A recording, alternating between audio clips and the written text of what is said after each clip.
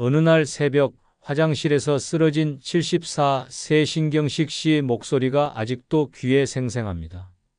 저는 평생 의사로 살아왔는데 이렇게 무력해질 줄 몰랐어요. 계단 몇 개만 올라가도 숨이 차고 젓가락조차 무겁게 느껴졌습니다. 그런데 지금 신경식 씨는 새벽 6시에 덤벨을 들며 하루를 시작하십니다. 무엇이 그를 이렇게 바꿔놓았을까요? 안녕하세요. 35년간 노인의학을 전공해온 이건열 교수입니다. 오늘 여러분께 들려드릴 이야기는 정말 심각합니다. 우리나라 65세 이상 어르신 중 무려 73%가 단백질 부족 상태라는 현실 말입니다. 본격적인 오늘의 건강 이야기를 전해드리기 전에 채널 구독과 좋아요 버튼 한 번씩 꼭 부탁드리겠습니다. 여러분은 어디에서 이 영상을 보고 계신가요?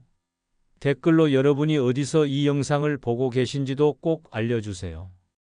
여러분의 작은 클릭 하나가 더 많은 분들에게 유용한 정보를 전달하는 데 큰 도움이 됩니다. 신경식 씨 역시 그중 한 분이었습니다. 5년 전만 해도 당뇨와 고혈압, 무릎 관절염까지 겹쳐서 하루에 7가지 약을 복용해야 했거든요. 하지만 더 심각한 문제가 도사리고 있었어요. 제가 젊었을 때는 발뚝 둘레가 35cm였는데 지금은 28cm예요.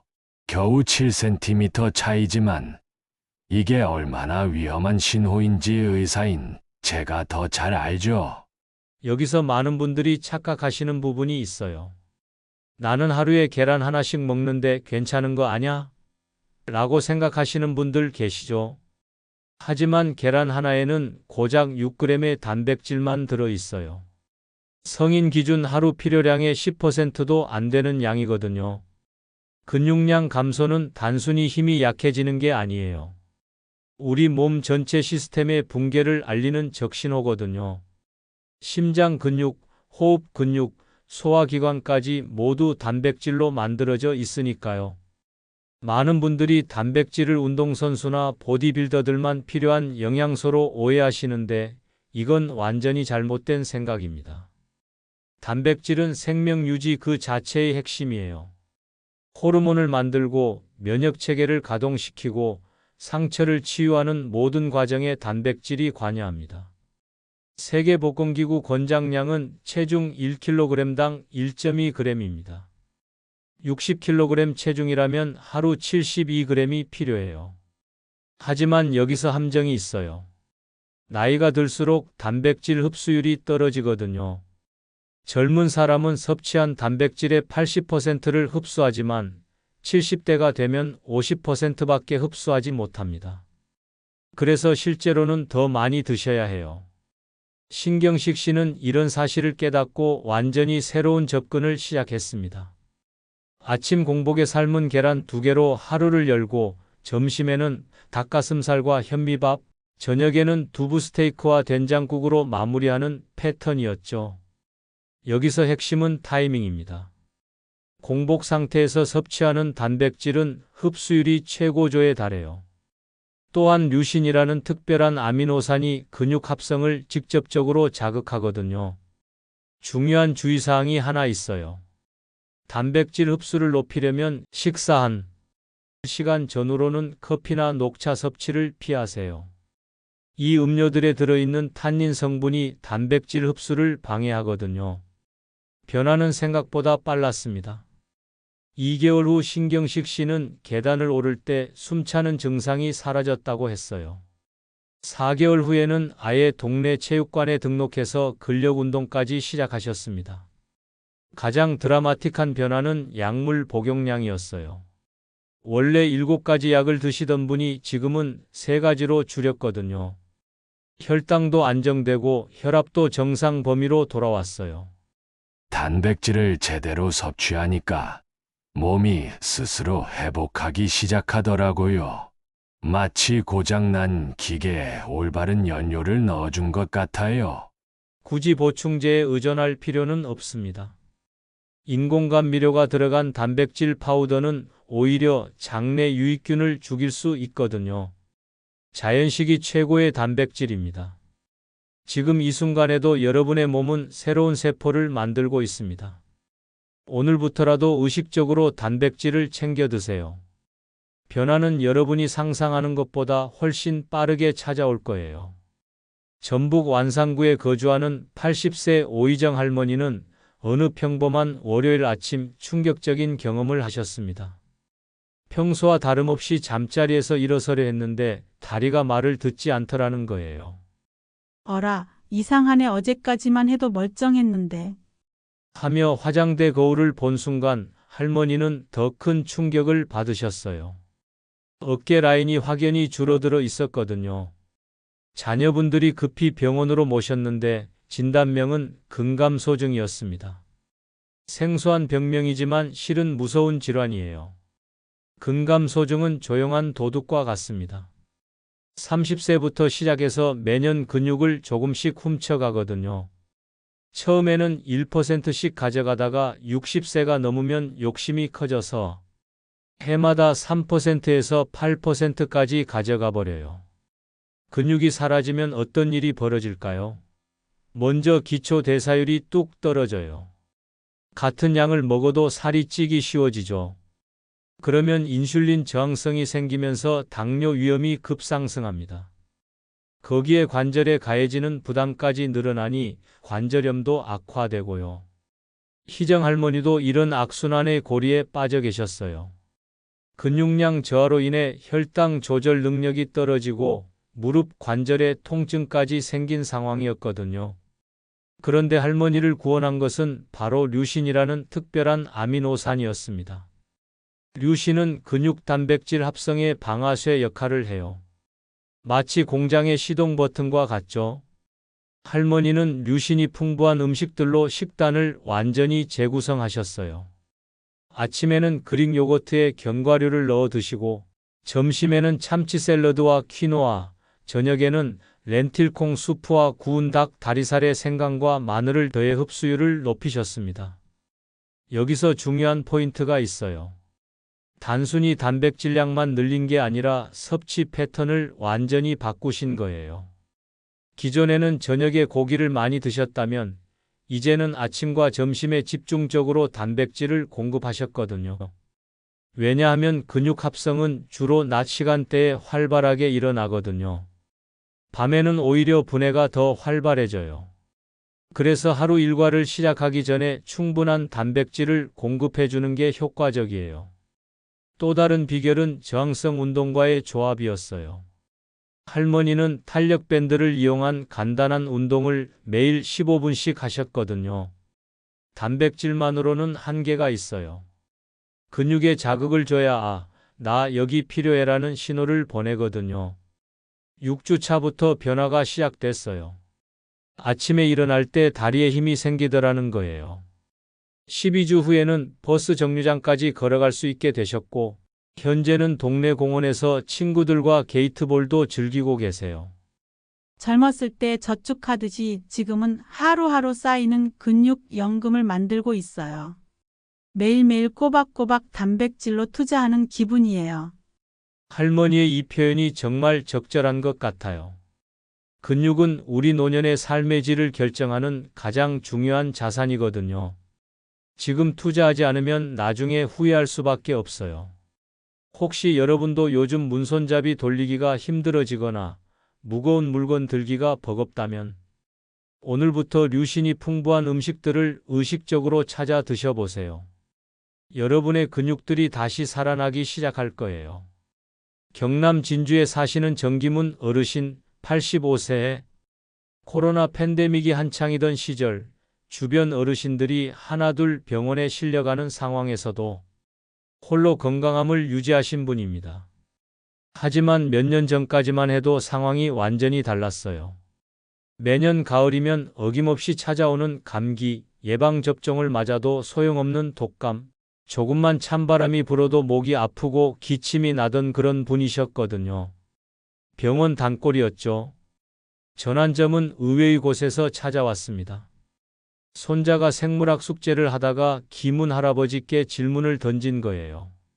할아버지, 우리 몸의 군대가 뭘로 만들어져 있는지 아세요? 그때 깨달았다고 해요. 면역세포, 항체, 인터페론 같은 우리 몸의 방어군들이 모두 단백질이라는 사실을요.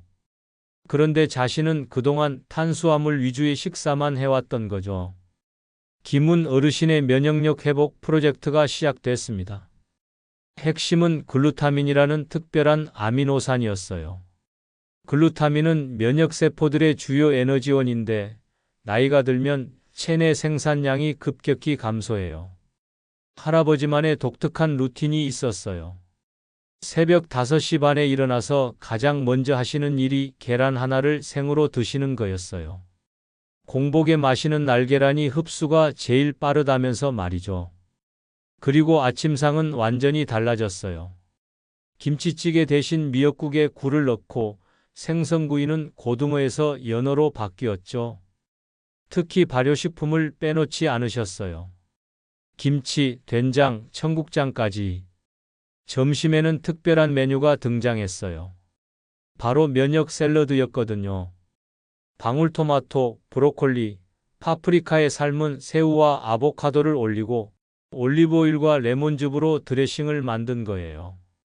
레몬즙이 단백질 흡수를 더욱 촉진해 주거든요. 저녁은 더욱 정교했습니다. 닭 가슴살을 우린 국물에 표고버섯과 마늘을 넣고 죽을 끓여 드셨어요. 여기에 키위 반 개를 후식으로 챙기셨고요. 왜 이런 조합이었을까요? 새우와 굴에는 아연이, 브로콜리와 키위에는 비타민C가 풍부해요. 이 둘이 만나면 면역세포의 활동이 배가 되거든요.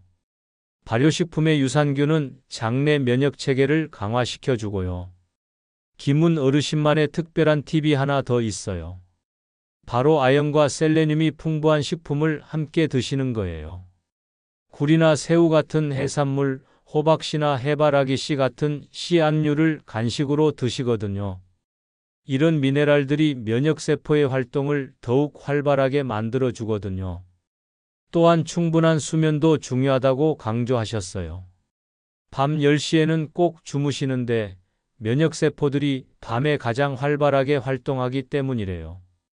그리고 자기 전에는 따뜻한 우유 한 잔을 드시는데 이게 숙면에도 도움이 되고 단백질 보충에도 좋다고 하시더라고요.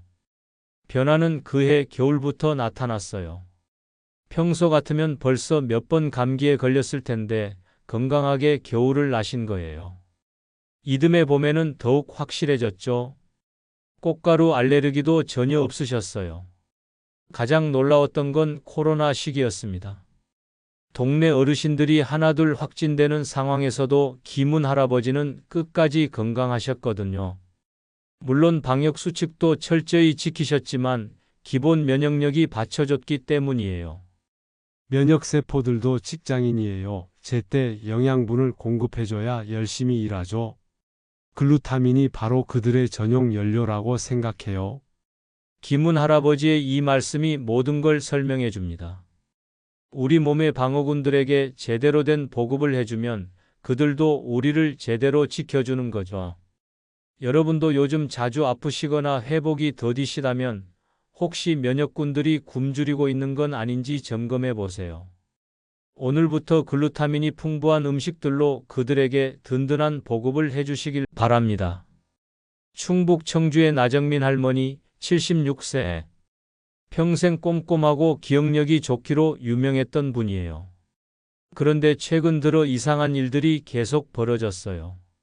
장을 보러 나갔다가 뭘 사러 왔는지 깜빡하고 가스레인지에 물을 올려놓고는 잊어버려서 물이 다 끓어 넘치고, 가장 충격적이었던 건 사랑하는 손자 이름이 순간적으로 생각나지 않았던 순간이었죠. 혹시 치매는 아닐까? 불안해진 가족들이 병원으로 모셨는데 다행히 치매는 아니었어요. 하지만 경도인지장애 초기 단계라는 진단을 받으셨죠. 그런데 할머니에게는 특별한 각오가 있었어요. 절대 치매로 가족에게 짐이 되지 않겠다. 그래서 시작한 것이 바로 뇌 영양 프로젝트였습니다. 핵심은 뇌 속 노폐물 청소에 있었어요. 우리 뇌에는 아밀로이드 베타라는 독성 단백질이 쌓이는데 이게 기억력을 망가뜨리는 주범이거든요. 문제는 나이가 들수록 이 독성 물질을 치우는 능력이 떨어진다는 점이에요. 해결책은 뇌의 청소부 역할을 하는 특별한 단백질들을 늘리는 것이었습니다. 트립토판, 콜린, 타우린 같은 아미노산들이 바로 그 청소부들의 재료가 되거든요. 정민 할머니의 하루는 완전히 달라졌어요. 아침 6시 명상으로 하루를 시작한 후 첫 끼는 항상 두뇌 음식이었어요. 호두와 블루베리를 넣은 오트밀, 여기에 삶은 계란 하나를 곁들이셨죠. 점심은 더욱 정교했습니다. 연어 스테이크에 시금치 샐러드, 그리고 아보카도 한 조각에 양파와 생강을 곁들여서 뇌세포 활성화를 극대화하셨어요. 연어의 DHA 성분이 뇌세포막을 튼튼하게 만들고 시금치의 엽산이 신경전달 물질 생성을 도와주거든요. 하지만 가장 중요한 변화는 저녁 식사 패턴이었어요. 오후 6시 이후에는 아무것도 드시지 않는 간헐적 단식을 시작하신 거예요. 뇌 청소는 주로 잠들어 있을 때 일어나는데 소화활동이 있으면 방해를 받거든요. 대신 자기 전 1시간 전에는 따뜻한 카모마일 차에 콜라겐 파우더를 타서 드셨어요. 콜라겐에 들어있는 글리신이라는 아미노산이 깊은 잠을 도와주거든요. 할머니만의 특별한 루틴이 하나 더 있었어요. 매일 오후 2시에서 4시 사이에는 뇌운동 시간을 가지셨거든요. 십자말풀이, 스도쿠, 새로운 요리법 익히기 같은 활동들이었어요. 왜 이 시간대였을까요? 뇌의 단백질 합성이 가장 활발한 시간이 오후 시간대거든요. 영양소 공급과 동시에 자극을 주면 효과가 배가 되는 거죠. 16주 후 할머니에게 극적인 변화가 찾아왔어요.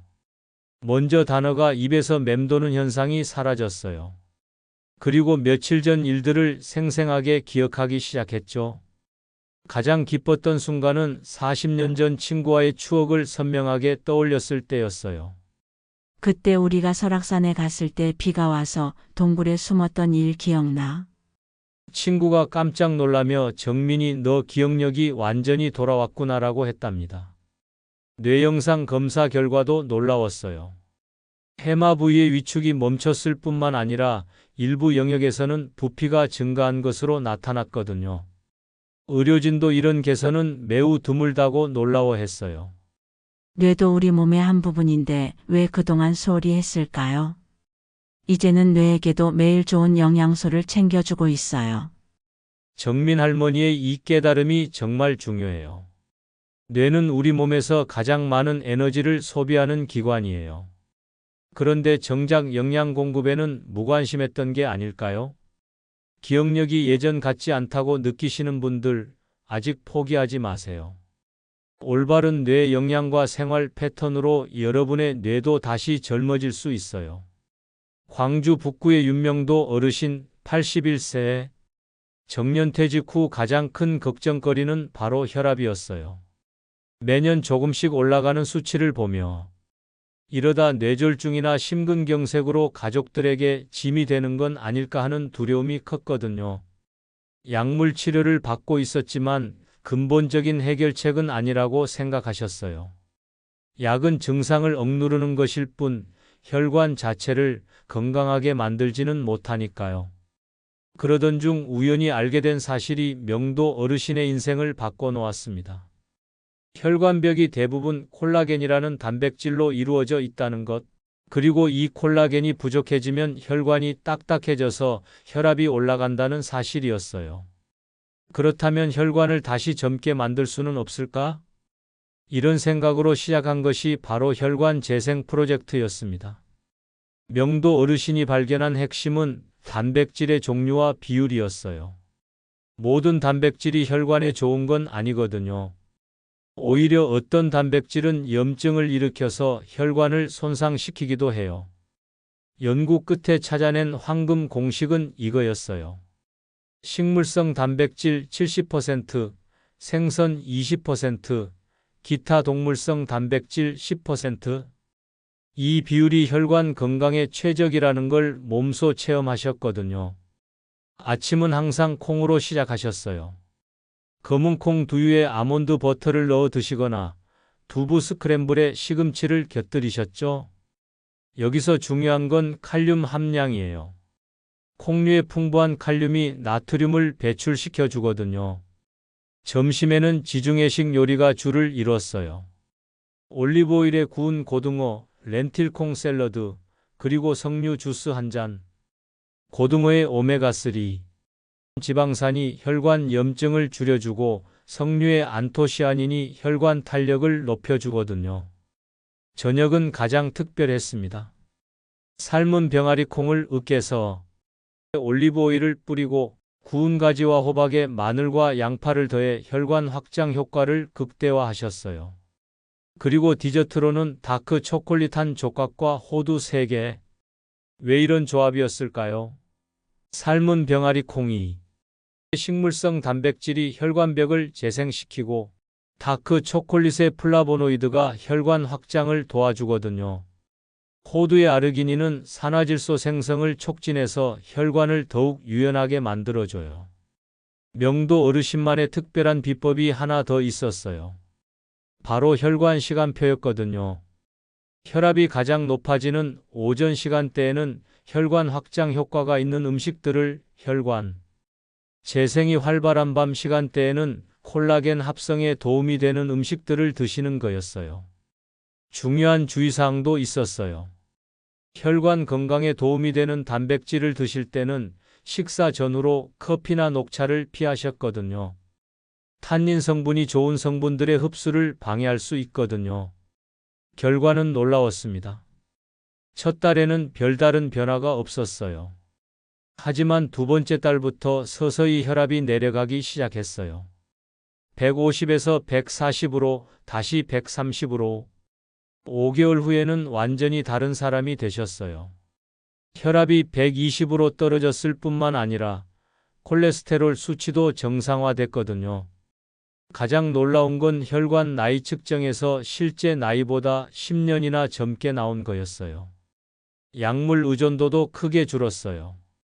원래 3가지 혈압약을 드시던 분이 현재는 1가지만 최소 용량으로 드시고 계세요. 담당 의사도 이런 자연적 개선은 의학 교과서에서나 볼 수 있는 일이라고 감탄했답니다. 혈관은 우리 몸의 고속도로예요. 아무리 좋은 차를 타도 도로가 망가지면 소용없죠. 혈관부터 고쳐야 몸 전체가 젊어져요. 명도 어르신의 이 비유가 핵심을 찌르고 있어요. 혈관 건강이야말로 건강한 노년의 열쇠거든요. 혈압 때문에 고민이신 분들, 약물에만 의존하지 마세요. 혈관 자체를 젊게 만드는 식물성 단백질로 근본적인 개선을 시도해 보시길 바랍니다. 오늘 단백질 여행 어떠셨나요? 근육부터 시작해서 면역, 뇌, 혈관까지 단백질은 정말 우리 몸에 맞는 재료였습니다. 지금 당장 냉장고를 열어보세요. 오늘부터 달라질 여러분의 모습이 벌써 기대됩니다. 그런데 여기서 끝이 아닙니다.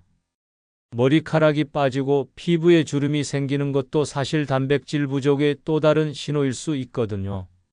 탈모와 피부 노화도 단백질 부족이 원인입니다. 다음 편에서는 외모를 되살리는 단백질 루틴을 알려드릴게요. 건강한 노년 여러분도 충분히 만들어갈 수 있습니다. 여러분의 건강하고 즐거운 노후를 다담지혜가 진심으로 응원합니다. 오늘도 귀한 시간 내어서 끝까지 들어주셔서 진심으로 감사합니다.